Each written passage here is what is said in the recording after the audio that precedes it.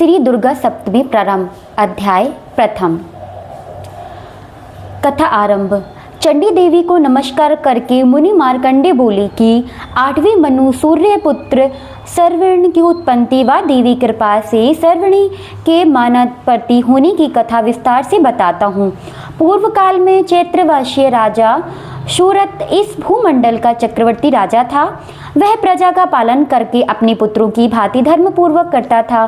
तब भी कोलावंशी क्षेत्रियों के राजा शूरत से शत्रुता ठान ली, लेकिन राजा सूरत की दंड नीति बड़ी प्रबल थी। राजा का शत्रुओं से युद्ध छिड़ गया। हालांकि कोलाधिवासी क्षत्रियों की संख्या कम थी, फिर भी उन्होंने राजा सूरत को हरा दिया। इस प्रकार परास्त होकर राजा सूरत अपने नगर को लौट आया।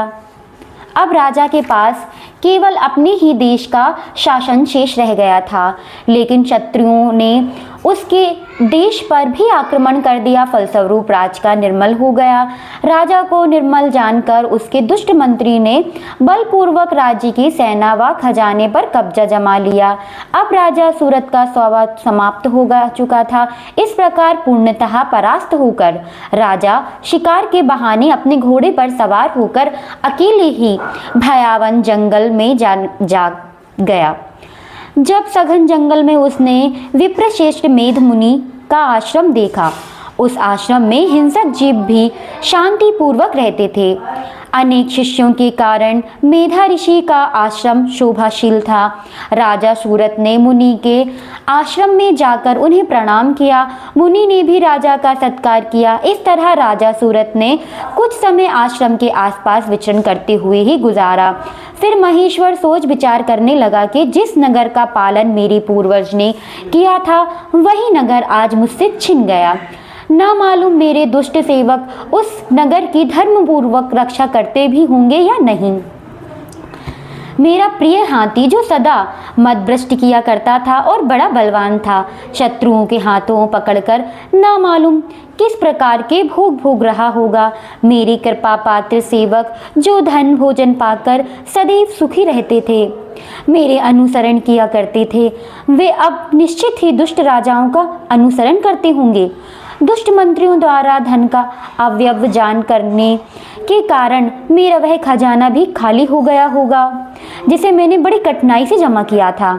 एक दिन राजा के विचरण करते समय मेधा ऋषि के आश्रम के पास एक वेश्य को राजा ने विचरण करते समय मेध ऋषि के आश्रम के पास एक वेश्य को देखा तो उससे पूछने लगा कि भाई, तुम कौन हो? तुम्हारा यहाँ आने का क्या कारण है? तुम दुखी व खिन्न मन को दिखाई क्यों पड़ रहे हो? राजा ने जब उससे प्रेम भाव से पूछा तो वेश्य बोला कि राजन, मेरा स्वभाव समाधि है, लेकिन धनी कुल में जन्म होने के कारण मैं वेश्य कहलाता हूँ। धन के लोभ में मेरे पुत्रों, स्त्री और विश्वसनीय वस्तुओं ने मेरा सारा धन छीनकर मुझे घर से बेघर कर दिया है। इस समय मेरा धन पुत्रों स्त्री से रहित होकर दुख सहता हूँ इस वन में चला आया, लेकिन यह रहते हुए मुझे पुत्रों स्त्री और बंधुजनों के कोई समाचार नहीं मिल पा रहा। इसलिए मैं चिंतित हूँ कि वे मेरे घर में कुशल से हैं या नहीं। उन्हीं के प्रति मेरा मन मोहग्रस्त है। हे महामेध निगुणी, बंधुजनों के प्रति मेरे मन में मोह क्यों है? इस बात को जानकर भी मैं नहीं जान पा रहा हूँ और उनके प्रति दीर्घ श्वास ले रहा हूँ। यद्यपि उन लोगों में प्रेम नाम की कोई चीज़ नहीं, फिर भी मेरा मन उनके प्रति कठोर नहीं हो पा रहा। मुनि मार्कंडे बोले कि हे ब्रह्म।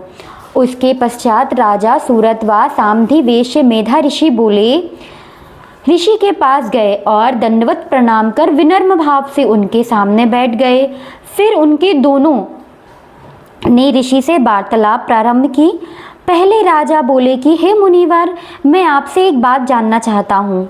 आप कृपा करके मुझे बताइए, क्योंकि मेरा चित्त अशांत है, इसलिए उस बात को लेकर मेरे मन में बड़ी पीड़ा हो रही है। बात यह है कि मेरा राजपाट छिन गया है, फिर भी मेरे मन में उस राजपाट व राज्यों के अंगों, मंत्रियों, सेना, पुत्र, स्त्री, सेवकों के प्रति मोह बना हुआ है। हे मुनिवर, मैं जानता हूँ कि राजपाट और मेरा नहीं है, फिर भी अज्ञानियों की तरह में राजपाट न रहने का मुझे दुख है।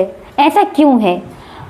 मेरी ही तरह यह वेश्य भी अपने घर से अपमानित होकर निकाला गया है। इसके भी पुत्र हैं, स्त्री व सेवकों ने इसे त्याग दिया है। बंधुजन भी इस अपने नहीं समझ रहे। इस तरह हम दोनों ही बहुत दुखी हैं। हे महाभाग्य, हम दोनों ही समझदार हैं, फिर भी हमसे मोह क्यों है? अज्ञानियों की तरह हम दोनों में यह मूढ़ता। इस पर मेधा ऋषि बोले, हे महाभाग, विषयों का ज्ञान तो चराचर के सभी जीवों को होता है, फिर भी सभी जीव के लिए विषय अलग अलग होते हैं।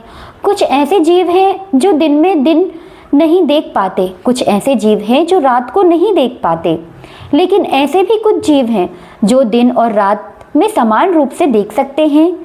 यह सही है कि मनुष्य विवेक होता है, लेकिन विवेक तो पशु पक्षियों आदि में भी होता है।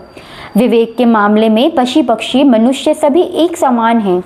विवेक होने के बाद पर भी पक्षी मोहवश ही स्वयं भूखे रहकर भी अपने बच्चों को चोट से अन्न के दाने डालते हैं।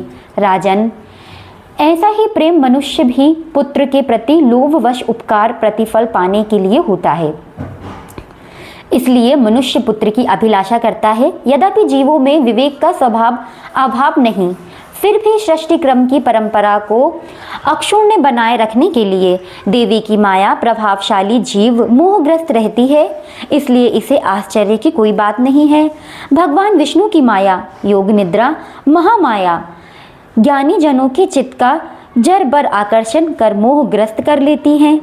वही मोह माया, वही महामाया चराचर जगत का सृजन करती हैं, और वही महामाया प्रसन्न होने पर मुक्ति का मार्ग भी प्रस्तुत कराती हैं। वही माया संसार के बंधनों का कारण व मोक्ष का कारण भूति सनातन देवी हैं। वही ईश्वरों की ईश्वर हैं। राजा सूरथ ने पूछा कि हे भगवान, जिसे आप महामाया कहते हैं, वह देवी कौन है? उनके चरित्र कौन कौन से हैं?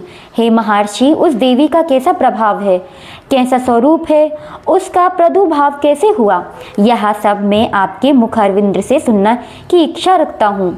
मेधा ऋषि बोले कि हे राजन, वस्तुतः वह देवी नित्य स्वरूप हैं। वह चराचर जगत उन्हीं का स्वरूप है। उन्हीं ने संसार को व्याप्त किया हुआ है। फिर भी उन देवी का प्रादुर्भाव अनेक प्रकार से होता है। वह मुझसे सुनो, वह देवी नित्य हैं, उनका जन्म नहीं होता। फिर भी देवताओं की कार्य सिद्धि के लिए वह देवी प्रकट होती हैं। जब वह प्रकट होती हैं तो लोक में प्रसन्नता उत्पन्न होती है। महाप्रलय काल में जब सृष्टि जलमग्न हो गई थी, तब भगवान विष्णु योग निद्रा के आश्रय से शेष शैया पर शयन कर रहे थे। उस समय उनके कर्ण मैल से मधुकेटभ नामक 2 विकराल असुर उत्पन्न हुए। वे दोनों ब्रह्मा जी को मारने के लिए दौड़े। ब्रह्मा जी उन्हें अपनी ओर आते देख, भगवान विष्णु को शयन कराते देख जगाने के लिए उनके नेत्रवास करने वाली योग निद्रा की स्तुति करने लगे। वही योग निद्रा संसार को धारण करने वाली, पालन करने वाली, संसार संहार करने वाली और तेजो रूप भगवान विष्णु के अनुरूप शक्ति है। स्तुति करते हुए ब्रह्मा जी बोले कि हे देवी, आप ही स्वाहा हैं, आप ही स्वधा हैं, आप ही वष्टकार हैं, स्वरा भी आपके ही स्वरूप में है, आप ही जीवन देने वाली स्वधा हैं। नित्याक्षर प्रणत के आकार, उपकार, मकर मात्राओं के रूप में आप ही स्थित हैं। इन तीनों मात्राओं के अतिरिक्त बिंदु रूपी नित्य अर्धमात्र भी आप ही हैं, जिसका विशेष रूप से उच्चारण करना संभव नहीं, वह भी देवी आप हैं। हे देवी, आप ही संध्या सावित्री परम जननी हैं। आप ही संसार को धारण करने वाली, सृष्टि की सृजन भी आपके द्वारा ही होता है, सृष्टि का पालन करने वाली भी आप हैं। कल्पांत में सबको ग्रस्त बनाने वाली आप ही हैं। हे जगतमयी, संसार की उत्पत्ति के समय सृष्टि रूपी पालनकर्ता में, हे स्थिरता रूपी व कल्पपात में संहार रूपी बनाती हैं। आप ही महाविद्या हैं, महामाया है, महामेधा, महास्मृति, महामोह रूपा महादेवी व महासुर हैं। त्रिगुण सत्य रज तम की उत्पत्ति करने वाली सबकी प्राकृतिक भी आप ही हैं। भीषण काल रात्रि महारात्रि महारात्रि भी आप ही हैं। आप ही श्री ईश्वरी ह्रीम वैद रूपी बुद्धि लज्जा पुष्टि तुष्टि शांति क्षमा भी आप ही हैं।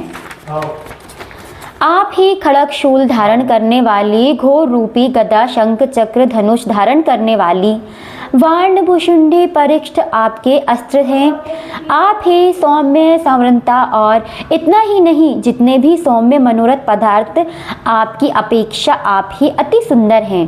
पर आप अपार परमेश्वरी भी हैं।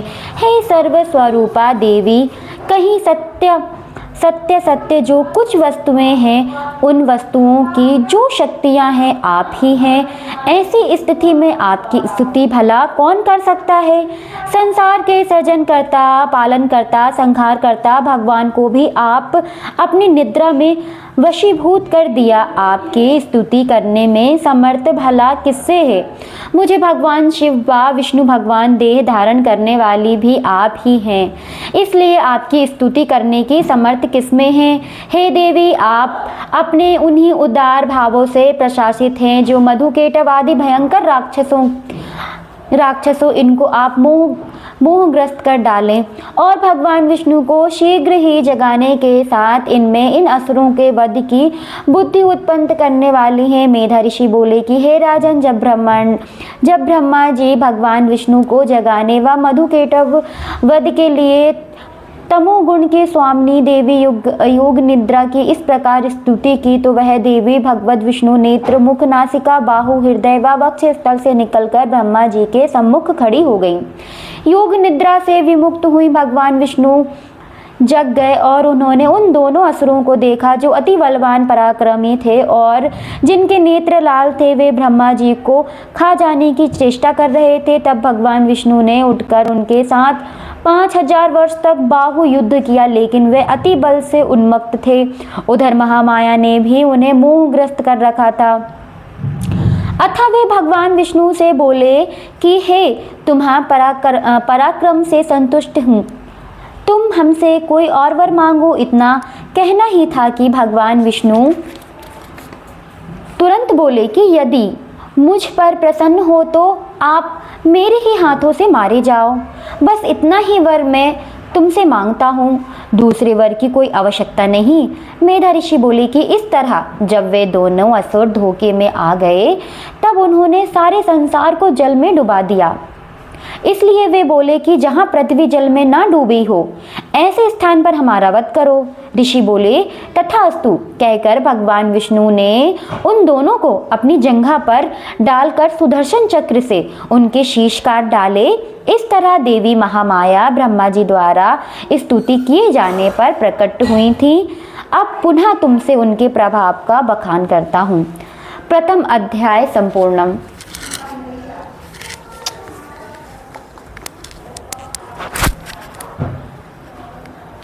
जय माता दी मित्रों, यहाँ पे हमारा दुर्गा सप्तशती का प्रथम अध्याय पूर्ण हो चुका है। अब हम कल यहाँ पे द्वितीय अध्याय में द्वितीय और तृतीय अध्याय का प्रारंभ कर उनका अध्ययन करेंगे। जय श्री